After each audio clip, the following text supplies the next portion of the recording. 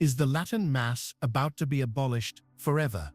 While a prayer room for Muslims is being opened in the Vatican, the ancient rite, the heartbeat of centuries of Catholic worship, now trembles on the edge of extinction, and the silence surrounding it speaks louder than any decree. Once upon a time, the Latin Mass was not a preference. It was the soul of the Church, the rhythm of the chant, the echo of incense, the bowed heads of saints and sinners alike, all united in the same sacred tongue. But today that same rite is treated like a relic of disobedience, a threat to unity, a symbol to be controlled rather than cherished. Behind closed doors in Rome, conversations unfold that few are allowed to hear, and in those whispers, one can sense a plan, not of dialogue, but of quiet erasure. The world is told that reform must be irreversible, that the Second Vatican Council is the new beginning of everything. Yet for many, it feels more like the slow burial of something eternal. On October 16th, during his broadcast world over, the journalist Raymond Arroyo dared to bring light into this shadowed corner of the church. His tone was direct, his questions piercing, because what is unfolding is not just administrative policy, but a spiritual earthquake.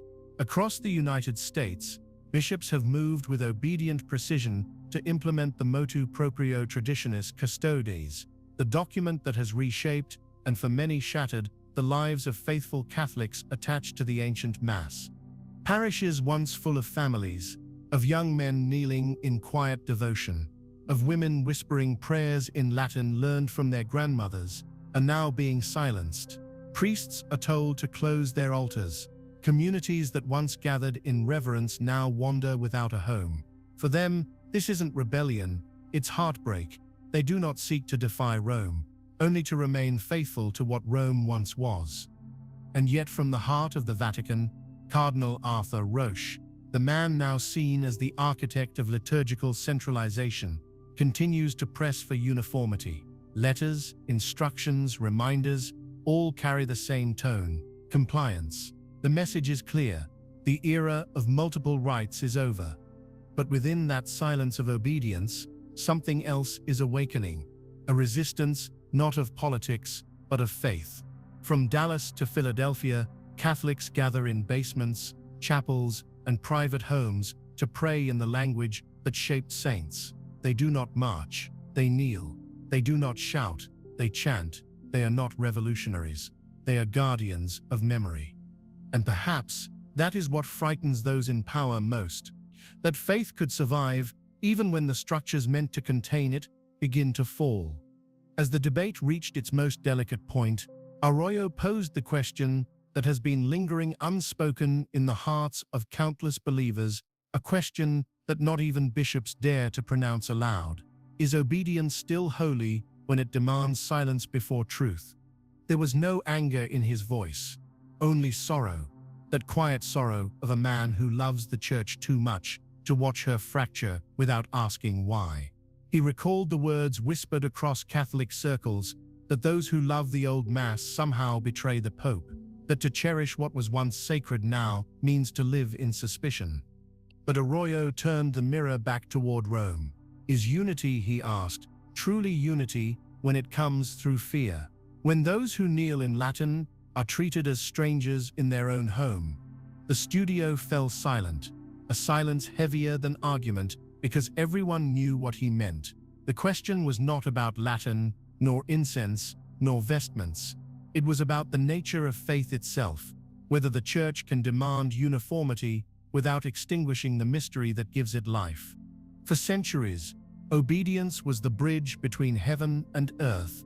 But what happens when that bridge becomes a wall? In that moment, many watching felt something awaken, a trembling awareness that they were witnessing more than a news segment. It was the slow unveiling of a wound that runs through the very body of the church. And perhaps that is where the real danger lies, not in rebellion, but in the growing conviction that faith, when stripped of its sacred memory, becomes hollow ritual. Arroyo's words did not declare war on Rome. They declared love for a church that once spoke the same sacred language to peasants and kings alike. Far from the cameras and the bright lights of EWTN's studio, the Vatican continues its quiet work, issuing letters, reshaping liturgical norms, replacing gestures of devotion with phrases of compliance. At first glance, it all seems orderly, even reasonable. Yet beneath that surface lies a tremor that can be felt in every parish where candles burn lower and whispers grow louder. Many priests now speak in hushed tones, careful not to appear too sympathetic toward the ancient rite, for fear that one misinterpreted homily might cost them their parish. They have learned to measure their words, to remove old missals from sight, to hide their grief beneath obedience. And yet in the stillness of their sacristies, they confess to friends that something ineffable is being lost, not just a language, but a way of standing before God, a posture of reverence that shaped generations. In America, where the faithful have always had a stubborn spirit of independence, this slow suffocation of tradition is not being met with anger, but with perseverance. Families drive for hours to find one Mass in Latin, hidden in a small chapel on the edge of a city. They arrive quietly, with children asleep in their arms, and when the first notes of the Kyrie rise, some begin to weep, because for a moment, they feel again the eternal rhythm that the Church once promised never to abandon. The old men who built those parishes remember a time when Latin was not forbidden but universal, when priests faced the same direction as their flock, toward the mystery, not the people. Now they sit in silence, watching an entire culture of worship being replaced by something that feels administrative, safe, and terribly empty. Meanwhile, in Rome, the name that keeps appearing in the background is Cardinal Arthur Roche, a man whose polite smile conceals the iron determination of a bureaucrat convinced that the Second Vatican Council must be completed, even if it means dismantling what came before. He does not shout, he writes. His letters, sealed with papal authority, travel from diocese to diocese like quiet verdicts. Some bishops hesitate, others rush to comply, but all understand the message. There will be one form, one altar, one way to pray. And yet that very insistence on uniformity is birthing something unexpected, an underground network of believers, more united, more faithful, and more aware of what they are losing than ever before. They call themselves nothing, organize little, and claim no rebellion. But each time a parish is closed, another rosary circle begins in a living room. Each time a Mass is forbidden, another is whispered into existence somewhere else. It is as if persecution, gentle, polite, and ecclesial, has awakened the same spirit that once sustained Christians in catacombs. Perhaps, as one theologian recently said, the more Rome tightens its grip, the more the faithful remember that the Church was never meant to be comfortable. At the center of this growing storm stands Pope Leo XIV, a figure both admired and feared, a man who speaks often of mercy, but governs through continuity. His gestures are measured, his words chosen with the precision of a theologian who knows the weight that every syllable carries. When asked about the ancient Mass, he does not condemn it outright. Instead, he speaks of pastoral unity, of modern sensibilities, of the need to move forward. But behind those carefully chosen phrases, many perceive the echo of a decision already made, that what once sanctified the Church must now be slowly absorbed, softened, and eventually forgotten. When questioned in a recent interview about the use of Latin and the preservation of sacred traditions, Pope Leo replied that the Eucharist may still be celebrated in Latin, provided it follows the reformed rite of the Second Vatican Council, a subtle distinction that sounded generous to some, but to others, like the sealing of a tomb. He smiled as he said it, that calm papal smile that hides both kindness and distance, and added that the Church must speak a language the world understands. Yet to those who have knelt in the old liturgy, that phrase feels like an unspoken judgment, that heaven's language has somehow become outdated. It is not defiance that drives the faithful to resist, it is love. They do not reject the Pope, they simply refuse to forget what their ancestors died to preserve. They have read the words of saints, they have seen the tears of their grandmothers who once prayed in the same Latin syllables that echoed through cathedrals and battlefields alike. For them, the Mass is not a preference but a memory carved into the soul of the Church itself. And so, when they hear Rome speak of irreversible reform, they sense something deeper, that the age of dialogue has quietly become the age of directives, that the unity once built on mystery is now reduced to management. Some priests whisper that the Pope's strategy is not cruelty, but fear. Fear of division, fear of nostalgia, fear that the past might outshine the present. But faith does not measure time as men do. It does not obey convenience. The incense, the silence, the Latin prayers, they are not relics of pride, but gestures of surrender. They are the language through which generations learn to love God, and stripping them away feels to many like tearing pages out of Scripture. And yet, in the paradox of faith, this suppression has begun to awaken a strange hope that perhaps what is being buried will one day rise again. In hidden chapels and whispered rosaries, people now speak of endurance, not rebellion. They see themselves as the quiet witnesses of an age that may pass, but never die. And somewhere, perhaps even in the Pope's own heart, there may still flicker the awareness that what is being erased cannot be destroyed, only exiled for a time. It was during the final moments of the broadcast that the most unsettling question emerged, one that pierced through the veil of polite discussion and touched the very nerve of the Church's self-understanding. Arroyo, with that calm but unyielding voice of his, looked into the camera and asked, if a prayer room for Muslims can be opened in the Vatican, why can't Catholics devoted to the ancient rite have the right to celebrate it in their own parishes? The studio froze in silence, because everyone understood that this was no longer a matter of liturgy, but of identity, of what it truly means to belong to a church that calls itself universal. For decades, the Vatican has prided itself on dialogue, on interreligious openness, on the willingness to build bridges where walls once stood, and yet, for the children of its own tradition, it now builds walls higher than ever. Within those marble halls that once echoed with the Latin of the Psalms, new spaces are being opened, spaces for all, except those who still love the form of worship that nourished saints, martyrs, and mystics. It is as though the Church, in its desire to embrace the world, has begun to forget its own reflection. To the faithful, this contradiction cuts deeply. They do not despise the presence of others in those sacred places. They too believe in charity and dialogue, but they cannot understand why the same mercy extended to strangers is denied to those who kneel in their own mother tongue. It feels like a spiritual disinheritance, a quiet eviction from their own home, and that pain, though rarely voiced, seeps into every conversation, every prayer, every Mass, still celebrated in secret. In some parishes, where the old rite has survived, there is now a palpable sense of being watched. Pastors speak softly, as if each word could be recorded. Letters from Rome arrive, with gentle threats written in the language of bureaucracy, phrases like pastoral prudence and unity of worship, but those who read them know what they mean. The message is clear: your faith may be ancient, but your obedience must be modern. And so the faithful continue, quietly, stubbornly, reverently.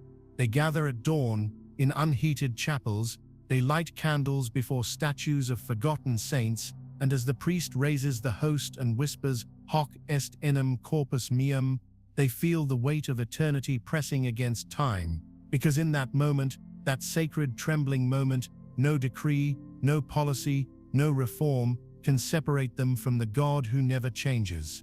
It is in this quiet defiance, this tender fidelity, that the future of the Church may yet be hiding, not in documents or councils, but in the tears of those who pray in silence while Rome debates what language God prefers to hear. Somewhere deep within the corridors of the Vatican, the struggle is no longer about liturgy, it is about control of the soul. Every generation of believers has faced a trial that tests the boundary between faith and obedience, but perhaps none so quietly cruel as this one. For centuries, Catholics were taught that fidelity to Rome was fidelity to truth. Yet now, more and more faithful find themselves whispering a question they never imagined they would have to ask. What happens when the two no longer feel the same? Pope Leo XIV, with his calm gestures and eloquent homilies, insists that unity demands sacrifice. But unity, as many have begun to realize, is not the same as uniformity.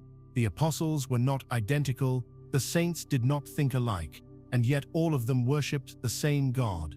Somewhere along the way, that truth seems to have been replaced by a new maxim, that obedience itself is holiness, even when it silences conscience. For those who grew up under the vaults of ancient cathedrals, who heard the Latin words echo like thunder under stone, this new logic feels like an inversion of everything sacred.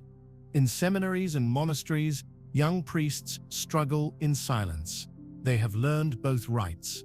They love the Reformed liturgy, but cannot deny the power of the ancient one. When they celebrate it, something within them stirs, an awareness that they are touching the same mystery that once moved Gregory the Great, Augustine, and Aquinas. Yet that same gesture, when performed today, is seen as defiance. It is a strange paradox that in the age of inclusion, the Church excludes its own past. The pressure grows not from hatred, but from the machinery of administration, documents, letters, pastoral visits. Cardinal Rocha's congregation does not send soldiers, only paper. But in the modern Church, paper wounds more deeply than swords. A signature can erase a community. A directive can silence a century-old altar. And through it all, the faithful are told to remain in communion. A word that once meant love, now used to mean submission. Still, there are those who refuse despair. They see this age not as the death of tradition, but as its purification, a crucible through which what is eternal must pass before it can be reborn. In their homes, they gather to pray, not out of anger but longing. They speak of the Latin Mass as one speaks of an exiled king, dethroned but not defeated, and in their hearts, a quiet conviction grows that no power on earth can abolish what heaven itself once sanctified.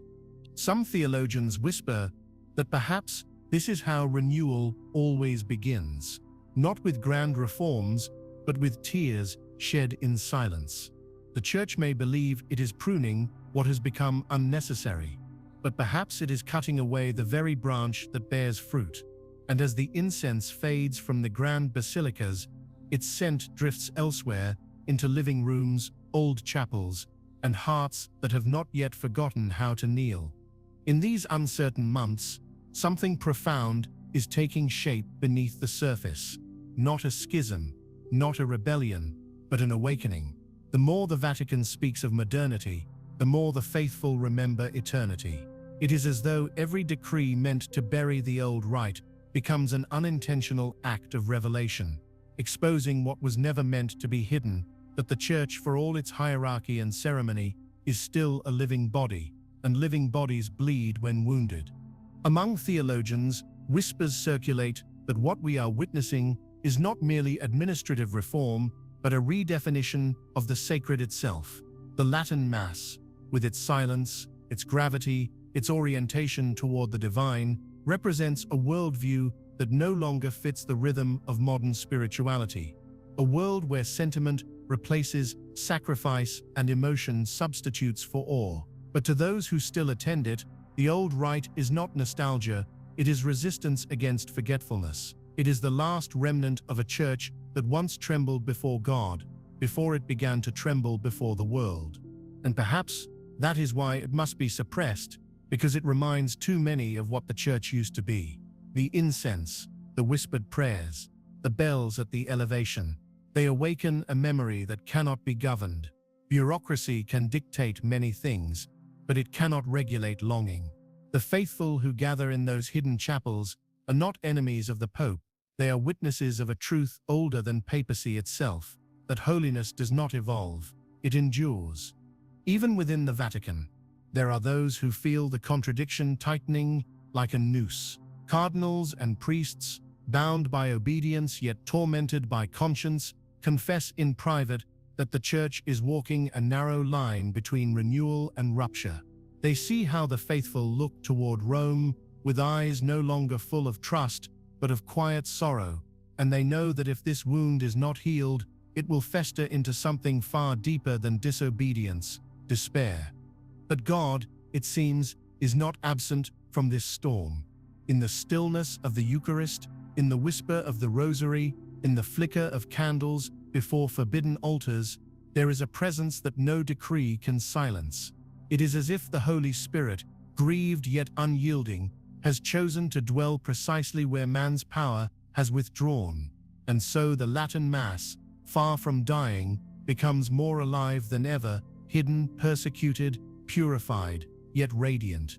Its beauty endures like the ember beneath ashes, waiting for the breath of heaven to make it flame again. Many now believe that this moment is not the end, but the test, a divine measure placed before the Church to reveal where her heart truly lies. Whether she will choose the comfort of progress or the cost of fidelity remains unseen. But one truth has begun to pierce even the silence of Rome, that faith cannot be managed, and that what was once offered for eternity cannot be erased by time. There are seasons in the life of the Church when silence itself becomes a form of prophecy, when words are no longer enough and only endurance speaks. This feels like such a season, not of reform, but of reckoning. In the marble corridors of the Vatican, decisions continue to be written in calm and measured tones. Yet outside those walls, the faithful kneel in chapels lit by trembling candles, praying in a language that the world has forgotten, but heaven still remembers. They do not seek confrontation, they seek presence. For them, the Latin words are not resistance but remembrance, each syllable a bridge to those who prayed before them. Monks, soldiers, martyrs, mothers, all whispering the same sacred sound into eternity. The paradox is unbearable and divine. While the hierarchy strives for unity through control, true unity is being reborn through suffering. For the first time in generations, Catholics who never met are united not by decree, but by exile. From Rome to Buenos Aires, from London to Manila, a hidden network of devotion pulses like an underground river.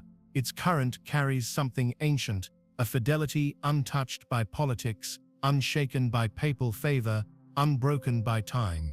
And though their voices are small, their prayers are thunder in heaven. The Pope, they say, wants peace, but peace without truth is only sleep, and the Church that sleeps too long may awaken in a world that no longer recognizes her face. For centuries, she was the guardian of mystery, the voice of eternity speaking in a tongue older than nations. Now she speaks like every other institution, efficient, inclusive, restless, and in doing so, risks losing the silence that once made her holy. Yet even now, God writes in paradox. Perhaps this suppression, this quiet persecution, is not the end but the pruning. Perhaps heaven allows the branches to be cut so that new fruit may come forth. For when men erase the sacred hides, not to disappear, but to be found again by those who will seek it with tears. Somewhere, a young seminarian learns the old prayers in secret. Somewhere, an elderly woman lights a candle for a mass she will never attend again. Somewhere, a child listens to a chant on an old recording and asks what it means. And in those small, forgotten gestures, the story of salvation continues. Because faith, real faith, is not a museum of rituals, but a fire that survives even the ruins of its temple. And so, when the day comes, and it will, when Rome believes the old rite is gone, it will discover that it was never destroyed, only purified in the desert, waiting for the time when the Church will need it again. For nothing born of the Spirit dies, it waits. Perhaps this is how God renews his Church, not through declarations, but through desert. For every age that has tried to silence the sacred has unwittingly prepared its rebirth. When the Latin Mass is pushed to the margins, it does not vanish, it becomes seed, buried, unseen, but alive. Beneath the polished floors of the Vatican and the echoing cathedrals, stripped of their old altars, something breathes, something that cannot be institutionalized. It is the same breath that once moved through catacombs and cloisters, through monasteries, under persecution and parishes, reduced to ashes. It is the breath of faith itself, wounded, but undefeated. And that is the paradox Rome cannot control, that by seeking to unify, it has awakened a deeper division, not of hatred, but of discernment. The faithful no longer see the Church as an untouchable fortress, but as a body capable of suffering, of error, of being redeemed again. They begin to understand that love for Peter does not mean silence before confusion. The Pope's authority remains, sacred, ancient, unbroken, but authority itself is not infallible love. It can command discipline, but it cannot command hearts.